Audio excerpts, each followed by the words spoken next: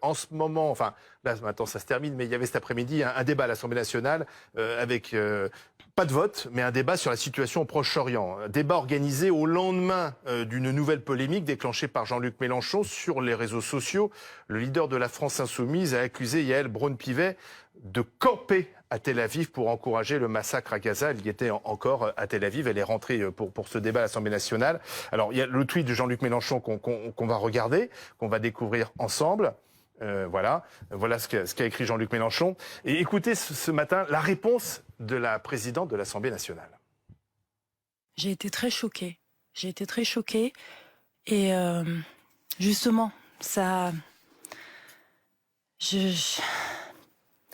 Là aussi, c'est difficile parce que en ce moment, on voit que certains cherchent la division et il y en a qui soufflent sur les braises de façon incessante, méprisante.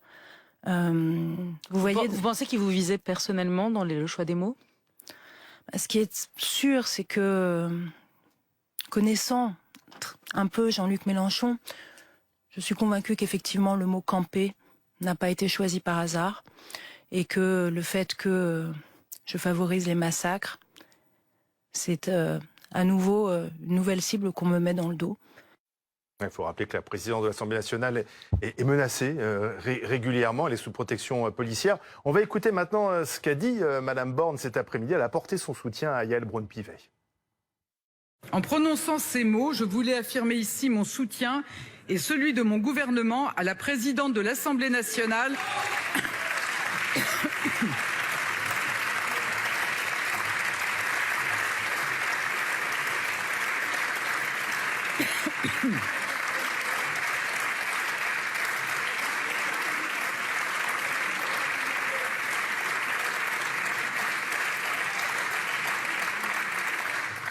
Après les accusations ignobles proférées à son encontre. Qu'est-ce qui lui prend à Jean-Luc Mélenchon, David Guiraud? Bonjour. Bonjour. Qu'est-ce qui lui prend? Écoutez, je sais pas, moi, avec tout le respect que j'ai pour Jean-Luc, je suis pas d'accord avec son tweet. Il est faux de dire que Madame Braun-Pivet appuie un massacre. Madame Braun-Pivet appuie un nettoyage ethnique à Gaza. Elle et tous ceux et celles qui, à l'Assemblée nationale, applaudissent, comme ça a été le cas le 10 octobre dernier, au soutien inconditionnel à Israël. Il y a 5000 morts sur la bande de Gaza. C'est les chiffres du Hamas. Il y a... C'est lesquels les vôtres? Vous avez... Il faut sortir toujours ces chiffres. Ah bah, donnez-nous les vôtres. Une leçon de journaliste, pardon. Eh ben, très bien. Mais quand on donne un chiffre, il faut toujours donner sa source. Quels sont les vôtres? Pour l'instant, on n'a que cela. Donc, oui, et pourquoi? Des chiffres d'un mouvement pourquoi terroriste. Parce que les journalistes ne sont pas autorisés, notamment par l'armée israélienne, à aller sur le terrain, vu qu'ils sont en train de bombarder aveuglément tout le monde. Il n'y a pas de journalistes libres à Gaza. Je veux vous dire qu'aujourd'hui, ce qu'il se passe, gouverne. c'est qu'il y a un nettoyage ethnique qui est en cours. Il y a des gens qui sont complices de ça en France, qui appuient ça sur la ligne, qui n'est pas la ligne française, qui n'est même pas la ligne d'ailleurs vraiment d'Emmanuel Macron, que je critique, que je trouve beaucoup trop tiède, beaucoup trop timide, ils ne font pas entendre la voix du cessez-le-feu, mais qui n'est pas la ligne d'Emmanuel Macron, qui est une ligne différente. Deux députés et de la présidente de l'Assemblée nationale qui disent soutien inconditionnel. Soutien inconditionnel à des crimes de guerre, soutien inconditionnel à un nettoyage ethnique. Ça, c'est ce qui est en train de se passer. Nettoyage ethnique, c'est un terme très fort. C'est l'ONU qui l'emploie. À Gaza, nettoyage ethnique. Pour vous, oui, c'est un nettoyage ethnique qui se Est-ce que c'est un nettoyage déroule. ethnique? Quelqu'un a la définition? Non, vous l'avez pas. Le nettoyage ethnique, c'est la volonté. Très bien que c'est pas un nettoyage ethnique, c'est une guerre contre des terroristes islamistes. On va partir sur pas parce qu'ils sont arabes que Israël les attaque, c'est parce que ce sont des islamistes terroristes. Un nettoyage ethnique, donc le c'est la terme pour moi volonté. est totalement impropre. D'accord. Un nettoyage ethnique, c'est la volonté d'effacer d'un territoire, de sortir d'un territoire une population. Quand vous sortez 1 million de personnes du nord de la bande de Gaza et que vous êtes en train de préparer le fait, en réalité, de dire que les 2 millions de Gazaouis doivent être exfiltrés vers les autres pays arabes, c'est la définition pure et parfaite d'un nettoyage ethnique. C'est pour pouvoir attaquer le Hamas et éviter les victimes civiles. C'est faux. Là, vous êtes dans un contresens total. Non, c'est un mensonge. Ah bon? L'armée israélienne veut prendre le contrôle de la bande de Gaza. Voilà. Elle ne veut pas éradiquer le Hamas, elle ne l'éradiquera pas. Mais ça, c'est votre interprétation. Non, c'est pas une interprétation. Non, il ne proclame pas vouloir éradiquer tous les Palestiniens de la bande de Gaza. Moi, j'ai jamais vu quelqu'un qui prépare un nettoyage ethnique dire je fais un nettoyage ethnique. Hitler, en général, vous avez raison, il disait ce qu'il faisait. Donc vous êtes en train de comparer finalement le gouvernement israélien à ces méthodes-là? Non, vous inversez les choses Arménie, en fait. Non, mais en Arménie. Pour vous, le Hamas est un mouvement de résistance et celui qui fait un nettoyage ethnique, c'est Netanyahou, c'est ça? J'essaie de comprendre votre pensée. Je ne dis pas que le Hamas est un mouvement de résistance, ça n'en est pas un. Ah bah vous le dites Voilà. pas, vous, mais chez vous, certains le disent. Non, mais je vous le dis, ça n'en est pas un. Et je vous le répète, mais parce que vous n'avez pas l'air de vouloir le comprendre, la définition pure et parfaite d'un nettoyage ethnique reprise par la rapporteure spéciale de l'ONU dans les territoires occupés. C'est pas moi, hein, c'est l'ONU. Donc vous dites à Emmanuel Macron qui arrive sur place, ne suivez pas la ligne Netanyahou, c'est ça? Ne suivez pas la ligne Braun-Pivet ni Netanyahou, parce que le problème, c'est qu'aujourd'hui, on a des responsables français, dont M. Amiel en est un des représentants, qui applaudissent au soutien inconditionnel. Alors, Ce David sont des Amiel crimes de guerre. et député de la Renaissance de Paris, vous avez entendu ce que dit votre collègue de l'Assemblée nationale. Mais j'ai d'abord entendu que même David Guiraud n'arrive pas à défendre Jean-Luc Mélenchon aujourd'hui. C'est dire. Il a fait Parce que ce tweet, il a fait de l'ironie. ce tweet, il est indéfendable. Vous avez rien compris. Si. J'ai très bien compris en tout cas le tweet de Jean-Luc Mélenchon David aujourd'hui, Guiraud est sur la ligne qui est Mélenchon. un tweet ignoble. Ignoble. Parce que dire de la présidente de l'Assemblée nationale qui revient de villages suppliciés, de ces endroits où on entrepose dans des sacs plastiques des membres découpés de femmes, d'enfants, de civils, parce qu'ils ont été tellement massacrés qu'on n'arrive plus à les identifier, qu'elles campent à Tel Aviv, c'est une abomination. Utiliser Pour vous, le mot camper, ça Mais fait vous savez, référence au camp de Jean-Luc concentration. Mélenchon choisit toujours avec beaucoup de soin les mots qu'il emploie. D'ailleurs, il c'est s'en écrit, là. gargarise Ah, tiens. souvent. Il n'a pas beaucoup utilisé le terme camper dans ses tweets. Il se trouve que j'ai eu l'occasion de le vérifier. C'est pas habituel chez lui. Et qu'il le fasse précisément dans ce cas-là, pour parler d'Israël, de la même manière que Mathilde Panot avait parlé de rescapés, pour parler d'Elisabeth Borne, dont le père était un rescapé des camps d'extermination. Oui, c'est évidemment volontaire et évidemment C'est un c'est une tweet complaisance antisémite ignoble C'est un tweet avec antisémite l'antisémitisme. Oui, c'est un clin d'œil à l'antisémitisme, C'est à toujours la l'opinion même chose. antisémite, comme malheureusement la France insoumise en est coutumière. On l'avait déjà vu C'est avec vraiment du cinéma. mais les camper, invitations camper, de Jérémy le Corbyn. terme- On l'avait vu où il se rendait à D'accord, des mais le- manifestations où des gens portaient l'étoile jaune. C'est malheureusement une stratégie. De quoi vous parlez, terrible. là Le terme camper, David Guiraud, est-ce que ça fait veut dire référence, camper. selon vous, au camp de concentration? Parce que ce terme camper, c'est vrai que Jean-Luc Mélenchon l'utilise assez rarement. C'est un verbe qu'on utilise assez rarement. mais Pourquoi c'est l'utiliser à ce moment-là? C'est un cynisme. Et je sais très bien ce que vous êtes en train de faire. Non, moi je fais rien, j'essaie de Hier, comprendre. il y avait une Pourquoi il utilise ce terme? Hier et avant-hier, il y a une mobilisation historique. 30 000 personnes. Ça s'est très bien Non, passé. pas 30 000. Vous ne trouvez rien de mieux à faire. Monsieur pour Guiraud, éviter de c'est pas parler. nous, c'est des l'ensemble de la mobilisations gauche, qui sont même vos passées alliés de la très NUPES bien. sont scandalisés. Non, mais le mot Passé camper, très bien. expliquez-moi, le mot camper, C'est ça vos veut dire... Le alliés. mot camper, c'est le mot camper. D'accord, Il y en a c'est pas de d'autre. référence. Voilà. Non, mais enfin. Et donc là, on est en train. Je sais très bien ce qui se passe. Je connais bien les médias et comment ça se passe. Vous êtes en train de totalement divertir la situation. Aujourd'hui, vous avez Yael un nettoyage Braun-Pivet ethnique qui elle-même, est en cours. Il y a Un Yael nettoyage Braun-Pivet ethnique. qui était visé. Mais bien sûr, c'est Je un pense que c'est contre-feu. une référence au camp de C'est un concentration, c'est pas moi qui l'ai contre-feu. inventé. Parce que Madame Braun-Pivet est accusée aujourd'hui de soutenir un nettoyage ethnique. Un nettoyage ethnique. Si vous ne voulez pas reprendre mes mots, de soutenir un massacre. Il y a 5000 morts à Gaza, 2000 enfants qui ont été tués, et vous me parlez d'un tweet où il y a le mot camper. Mais enfin, je veux dire. Pardon, mais quand Marianne, elle parlait de, faut retrouver vous la évoquez République. ce que la présidente de l'Assemblée nationale dit à propos du soutien inconditionnel à Israël. Elle a quand même précisé derrière que ce qu'elle disait, c'était le soutien inconditionnel à l'existence d'Israël et pas au gouvernement d'Israël. Ouais, c'est faux. Et puis par ailleurs, ça c'est elle qui l'a dit. Oui, mais C'est pour se faux, rattraper. Elle explique sa pensée. Vous pouvez Un dire soutien que c'est inconditionnel malhonnête. à enfin, Israël, c'est un dans ce soutien cas-là, on s'en sort inconditionnel plus. à Et puis Elle a après, dit cet après-midi à l'Assemblée. Et par ailleurs, elle est victime d'attaques et de menaces antisémites depuis longtemps. Oui, c'est vrai, pas ça, c'est juste vrai. depuis là. Donc Mais en fait, c'est d'accord. pas non plus quelque chose qu'on découvre Non, mais aujourd'hui. attendez, qu'on Elle soit dit, elle dit d'accord. que Jean-Luc Et- Mélenchon lui met une cible Attendez. supplémentaire dans le dos. Voilà. Oui, bah, bien Et sûr. qu'on sait qu'elle a des origines juives. Son grand-père était Moi, honnêtement, un- je le savais pas, mais encore une fois- elle en a parlé Non, mais- plusieurs fois. C'est quand même. Oui, quelque mais moi, chose- je elle le découvre, mais- revendique pas. Elle C'est comme n'est avec pas Madame croyante Borne, ni j'ai pratiquante, découvert mais elle a ces quand même choses-là son. pendant qu'il y a la Pardon, polémique je finis. arrivée. Son grand-père juif qui était tailleur polonais et qui est venu en France pour fuir l'antisémitisme. Donc elle en a parlé un certain nombre de fois. Peut-être que vous ne le savez pas. Mais je pense que Jean-Luc Mélenchon, qui suit très attentivement les débats et qui lit tout ce qui s'écrit dans la Et donc, presse, parce qu'il a écrit est le au mot courant. camper. Non, mais je finis Donc, juste sur il, ce il point. savait Non, mais- qui était Yael Braun-Pivet, Voilà. qui a été son parcours. Tugdual Denis, cette Ah. nouvelle polémique déclenchée par Jean-Luc Mélenchon, ça dit quoi? On voit d'ailleurs qu'il y a une fronde qui commence à Représentant d'un monter journal qui a été au accusé sein de la d'antisémitisme, France hein. insoumise. Non, pas du tout. Si, c'était en 2019 pas avec un portrait de M. Stora qui était profondément antisémite. Non, écoutez, on n'a rien été condamné de ce point de vue-là. C'était quand même un. On va laisser devant- Tugdual Denis parler, David Guiraud, s'il vous plaît. Écoutez, moi, je suis C'est le loup qui défend les moutons, hein. absolument choqué de voir que 24 heures après le tweet le plus ignoble de ces dernières années, émanant d'un représentant de la classe politique, Monsieur Guiraud en face de l'ironie, avec un tweet qui est pour moi empli de putréfaction intellectuelle. Rien que ça. Oui. Jean-Luc Mélenchon dit voici la France en montrant une vidéo où il y a que des drapeaux palestiniens. Je suis pas sûr que pour moi ça soit la France. Il parle de massacre, un mot qu'il n'a pas osé utiliser à l'égard des 1400 juifs qui ont été massacrés de manière totalement abjecte. C'est factuellement faux. De manière totalement abjecte par le Vous êtes Hamas. journaliste, monsieur. Il commet pour moi une faute politique puisque c'est l'électoralisme, évidemment, à mauvais compte en espérant gratter le vote de l'armée de réserve des banlieues et des gens qui se projettent dans le conflit israélo-palestinien aujourd'hui leur propre turpitude. Et c'est une faute morale parce que c'est l'inversion des valeurs. Évidemment. C'est quoi l'armée des banlieues, monsieur Denis? C'est tous les attentionnistes de confession musulmane qui pourraient aujourd'hui être tentés, une armée de réserve. Oui, c'est bien de réserve, ouais. Oui, pour vous, c'est une armée de réserve sur le plan électoral et qui pourraient être tentés par les gros clins d'œil lourds de sous-entendus de la part de Jean-Luc Mélenchon. Et puis c'est une faute morale puisqu'il y a une inversion des valeurs. Aujourd'hui, il y a un attaqué et un attaquant. L'attaqué, c'est Israël, et l'attaquant, c'est le Hamas. Il y a 4 ans, on avait fait une couverture de Valeurs Actuelles qui s'appelait les Islamo-collabos, avec tous vos petits camarades et Jean-Luc Mélenchon, puisqu'ils étaient présents à une marche contre l'islamophobie qui s'était déroulée à Paris, mais qui s'était transformée en manifestation religieuse au cri de Allah Akbar.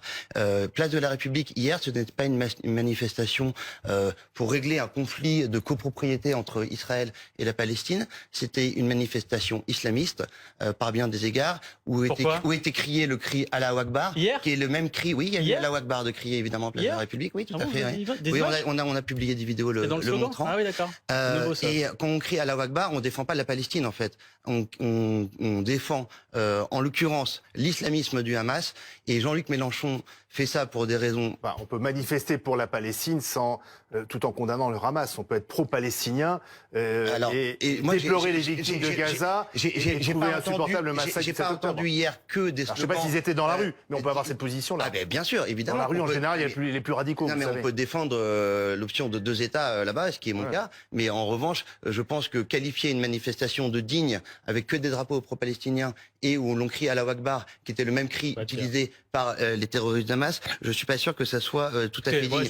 Le musulman, et pour Jean-Luc Mélenchon, Monsieur Guiraud et tous leurs camarades qui avilissent la société française, le nouveau prolétaire, et c'est exactement ça leur projet. Votre journal a été accusé d'antisémitisme en 2019. Vous êtes rempli de... On n'a pas du tout été condamné pour antisémitisme. Mais moi non plus, monsieur. Pourtant, vous me traitez d'antisémite. Non, mais vous arrêtez pas d'attaquer Israël, de pas défendre les juifs israéliens. Mais monsieur, Israël, c'est pas les juifs.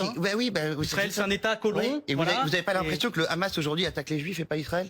Mais si, monsieur. Le jour où il n'y aura plus de juifs en Israël, David Guiraud, le Hamas vous êtes en train de reprendre tous les éléments de langage de la diplomatie israélienne. C'est votre choix. Mais je sais très bien ce que vous êtes en train de faire. Un occupant, un occupé. Il y a les boucliers humains. Vous savez, cette fameuse théorie des boucliers humains. Oui, ça existe, les boucliers humains. Oui, ça existe. Mais le problème, monsieur, c'est qu'en fait, il n'y a aucun membre du Hamas qui a été condamné. Attendez, je vais finir, s'il vous plaît. Dire ce que vous faites des tunnels. En fait, ça fait 8 jours que vous salissez la politique française. Permettez que je finisse parce que je vous ai laissé faire votre tunnel. Attendez, on l'a laissé faire son tunnel. C'était bien. Vous étiez dans le noir, tout seul, parce que en vérité, vous êtes seul dans ce combat-là. Mais ce que je veux vous dire, c'est que sur les boucliers humains, par exemple, sur les boucliers humains, monsieur Denis, alors, on va vous laisser tous les deux continuer à débattre dans votre coin.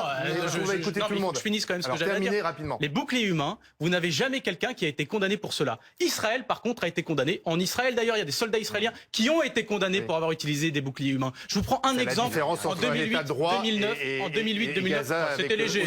Israël demande aux Palestiniens de partir de Gaza, s'il vous plaît. Et le Hamas leur demande de rester. Un exemple, c'est que par exemple, vous avez des soldats qui ont demandé à un gamin palestinien de 9 ans d'ouvrir un colis piégé. Voilà. Avec un risque qu'il se fasse exploser à la bombe, avec les guns braqués sur lui. Donc vous voyez, les fameux boucliers humains, c'est pas les Palestiniens, c'est pas le Hamas, c'est Israël qui les a utilisés pour l'instant. David Amiel, que doit faire sur place demain Emmanuel Macron? Obtenir la libération des otages, voir les familles, mais quoi de plus?